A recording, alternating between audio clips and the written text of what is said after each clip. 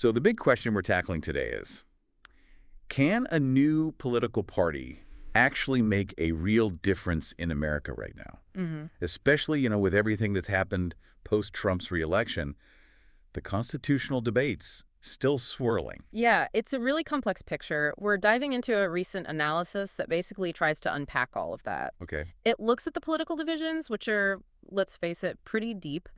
The constitutional questions that popped up, the history of third parties, which is, well, not always encouraging. Right. What people actually think, the different ideologies floating around, and, the real nuts and bolts challenges any new party would face. Gotcha. So our mission here is to pull out the key stuff from this analysis. We want to give you a clearer sense of whether a new party is even feasible and what kind of impact it might have today. And there are some genuinely interesting points in there, maybe even a few surprises. All right, let's set the scene first. The current political landscape. Yeah, the analysis starts there. It emphasizes just how fractured the electorate is.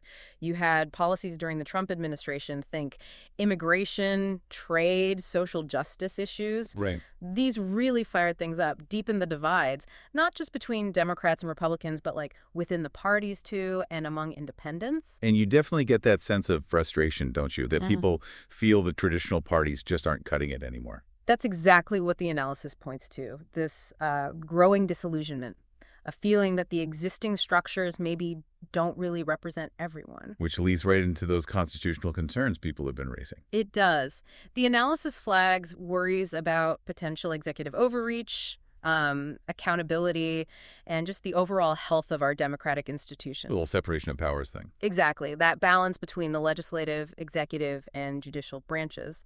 The analysis suggests that some actions taken really tested those boundaries, according to critics. Oh, okay. Can we get more specific? What kind of examples did the analysis bring up regarding those constitutional concerns? Sure. Well, the travel ban is one key example mentioned. It sparked a lot of debate about possible discrimination, maybe violating rights around unreasonable search and seizure or equal protection. And the analysis draws a historical parallel here, which I think is quite powerful. It mentions the internment of Japanese Americans during World War II. Wow, yeah. As this really stark reminder of how, fear and crisis situations can unfortunately lead to bypassing fundamental civil liberties. That definitely puts it in perspective. It really does. Yeah. The analysis also touches on the friction between the Trump administration and the courts. Right, the judiciary. Yeah. When you have the executive branch publicly criticizing judges or specific rulings, it raises flags about judicial independence. That's a cornerstone of our checks and balances system. And the worry is What? that it becomes normal. Kind of. The concern highlighted in the analysis is that this sort of thing could, over time, normalize constitutional challenges and chip away at public trust in these key institutions. Okay, so you've got this backdrop, division, constitutional questions. It makes sense that the idea of a new party might seem appealing to some. Right. But, as you mentioned, the analysis also looks at the history, and third parties in the U.S. have always had a tough time. A very tough time. The analysis definitely acknowledges that huge hurdle. The two-party system is just so deeply rooted. And the winner-takes-all system doesn't help, does it? The whole wasted vote idea. Exactly. That's a major psychological barrier. People often feel like voting third party doesn't count because the chance of winning seems so slim. Plus, the Democrats and Republicans just have way more resources, right? Yeah. Money, organization. Oh, absolutely. It's a massive disadvantage. Like you said earlier, launching a local coffee shop against Starbucks everywhere. Yeah. And then there's voter polarization, which the analysis notes has gotten pretty intense, especially since 2016. People stick to their side. Makes it hard for anyone new to break in. Very hard. But, Yeah. and this is a key pivot in the analysis, but this very dissatisfaction, this widespread feeling that the main parties aren't working, this hunger for different voices that might actually create a unique window, An opportunity. maybe a unique environment where a new party could potentially gain traction in a way it couldn't before. Interesting. Okay, so is the public actually ready for something new? Is there real demand, or is it just noise? Well, the analysis points to some compelling numbers. Polling from late 2023, for instance, showed something like 60% of people felt neither major party really represented their views well. 60%? Wow, that's It is significant, and it's not just polls. You see it bubbling up elsewhere. Like where? Social media, online forums. Uh, The analysis mentions hashtags supporting alternative movements getting real traction. It suggests there's, a genuine pulse there. And we're also seeing actual grassroots groups forming, specifically pushing for a new party, often focusing on issues like healthcare, education, climate change, things where people feel stuck. so the frustration is definitely tangible. But the million-dollar question, I guess, is it strong enough? That's precisely the question the analysis raises. Is this level of disillusionment enough to translate into real, solid support for a brand new political party? That's the big unknown. Yeah. And that leads naturally into thinking about, well, what would such a party even stand for?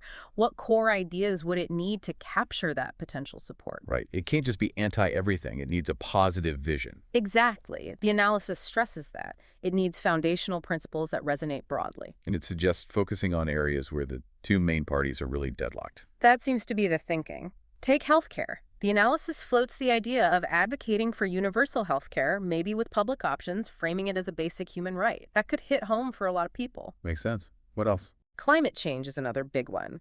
Proposing really comprehensive policies, pushing hard on renewables, sustainable farming, cutting emissions. In connecting it to jobs. Yes, linking it to job creation, economic resilience, making it about more than just the environment, broadening the appeal. Okay. And then there's income inequality. The analysis talks about potential reforms like progressive taxes, better labor rights, raising the minimum wage, but framing it with empathy and practicality. So a platform aiming to tackle big problems where there's perceived inaction or disagreement. Pretty much. Offering concrete ideas. But let's be real, the analysis doesn't just talk opportunity. It lays out the massive challenges too, right? This would be an incredibly steep climb. Oh, absolutely. No rose-tinted glasses here. The analysis details some really tough hurdles. Campaign finance is huge. Yeah, competing with those established war chests. It's incredibly difficult. New parties just don't have the same access to big donors, corporate money. And just getting candidates on the ballot, that sounds like a nightmare. It often is. The rules vary state by state. They can be really complex, require tons of signatures. It's a massive logistical lift before you even start campaigning properly. Then there's media coverage. Another big one. New parties fight for airtime. The media focus tends to stay on the incumbents, the major players. Hard to build awareness without that spotlight. And getting experienced politicians to jump ship. That's tough, too. Why would a seasoned political figure risk their career on an unproven startup, basically? It creates a credibility gap. It really does sound like the system guards itself pretty well. It does seem structured that way in many respects. But the analysis does look at history for some hope, right? Times when new movements did shake things up. Yes, exactly. It reminds us that things can change. The analysis brings up a few case studies, the Tea Party movement here in the U.S., for example. Right, within the Republican Party mostly. Yeah, but it showed how grassroots energy, amplified by social media, could really shift the conversation, influence primaries, and get candidates elected. That's a good point. Any international examples? It mentions Momentum in the UK. They were key in supporting Jeremy Corbyn's Labour leadership for a while. Again, grassroots organizing, local chapters, really engaging younger voters online. What was their focus? Primarily social justice, economic equality, and then there's the Five-Star Movement in Italy. Ah, yes, I remember them. Anti-establishment. Very much so. They combined that rhetoric with a really innovative online platform for direct citizen engagement, focused on transparency, sustainability, participation. Okay, so looking at those different examples, Tea Party, Momentum, Five-Star, Okay. PKK, what are the common threads? What lessons can a potential U.S. party learn?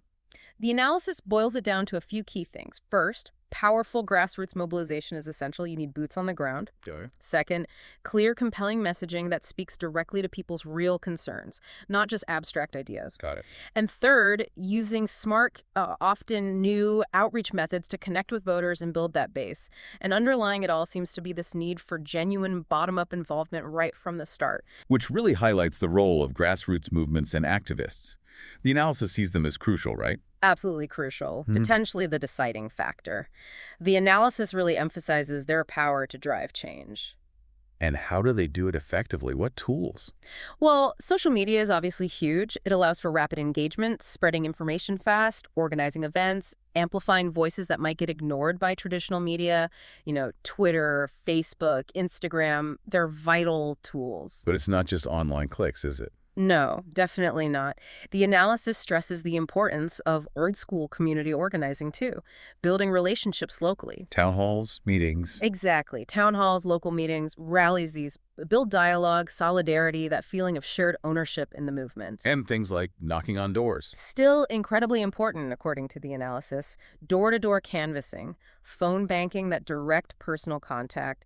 It lets volunteers deliver the message personally, hear people's concerns, and build that loyal network, one conversation at a time. It really paints a picture of collective power. It does. The analysis concludes that it's this energy individuals coming together for a cause that really has the potential to shift the political ground. Okay, so let's circle back to where we started.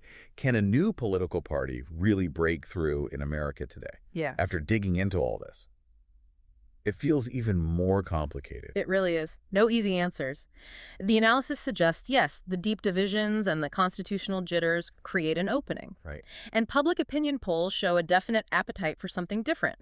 History offers some blueprints, some lessons learned. Yeah. But the challenges are enormous. Funding, ballot access, media attention, attracting credible figures.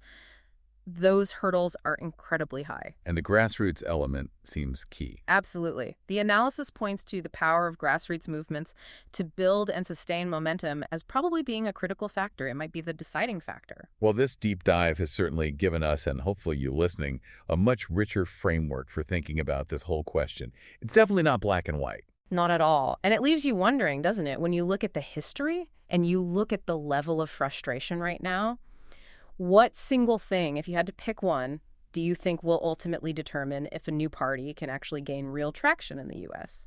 It's definitely something to keep mulling over as we watch this dynamic period in American politics unfold.